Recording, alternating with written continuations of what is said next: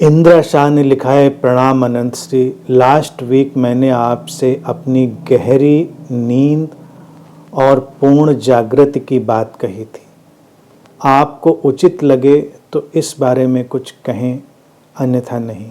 I am happy in both veg.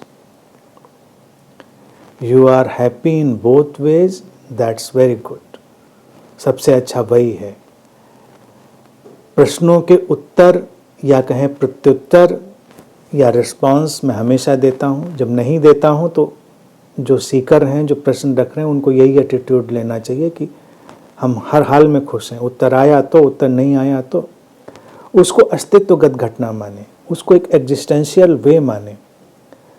अब जैसा लिखा है आपने, गहरी नींद और पूर्ण जागृति,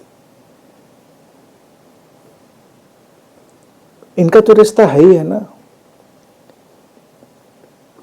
गहरी नींद ही हमें पूर्ण जागरण में ले जाती है, फिजिकली भी और मेंटली भी। जब कोई शारीरिक रूप से भी एक गहरी नींद में प्रवेश करता है, तो जब वो शारीरिक रूप से जागता है तो भी उसका जागरण बड़ा गहरा होता है, प्रगाढ़ होता है।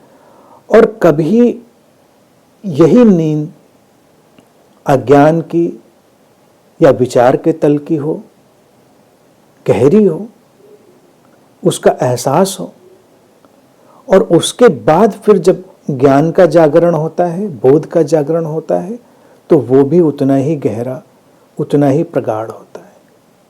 इस बात को हमेशा ध्यान रखें। ये हमारे नींद और जागरण के जो तल हैं, ये अंतर संबंधित हैं।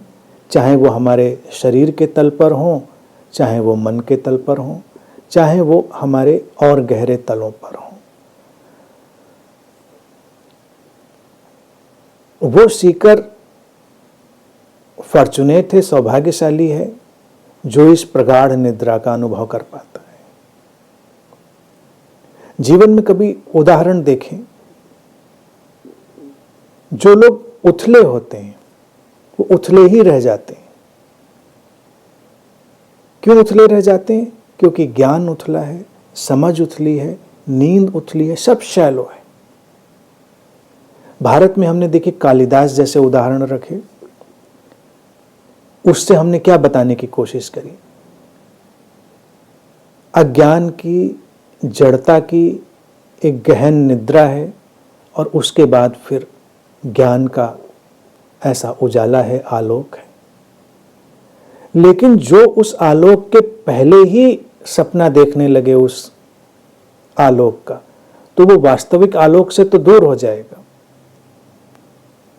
इसलिए हमेशा स्वागत करना है अपने अज्ञान का, अपनी जड़ता का, उसके निंदा में नहीं पड़ना है। यही मैं बार बार बताने की कोशिश करता हूं। अद्वैत का जो पूरा स्वरूप है नॉन डुअलिटी का, वो बहुत उलझन का नहीं, क्योंकि अद्वैत की बातों में भी बहुत कई बार द्वैत की टकराहट सुनाई देती है लोगों के भीतर।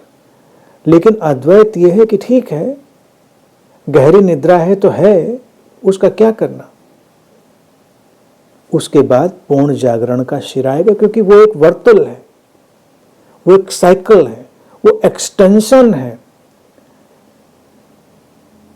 जो जागृति है वो निद्रा का एक्सटेंशन है, या कहें उसकी फ्लावरिंग है।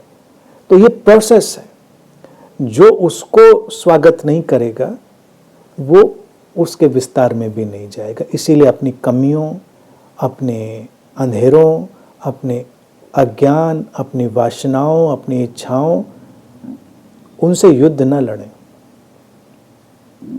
उनको देखें, उनको अपनी जगह पड़ा रहने दें, और उनकी जो पूर्णता घटेगी उसी से उनका विसर्जन होगा।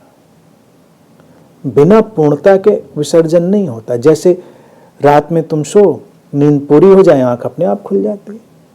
जरूरत थोड़ी किसी की, न किसी अलार्म की जरूरत है, न किसी जगाने वाले की जरूरत है, न किसी प्रवचन, न कैंप, न सेशन की जरूरत है। अपने आप आएगी जागृति, नींद पूरी हो जाएगी। लोग जल्दबाजी में सब काम बिगड़ जाते हैं।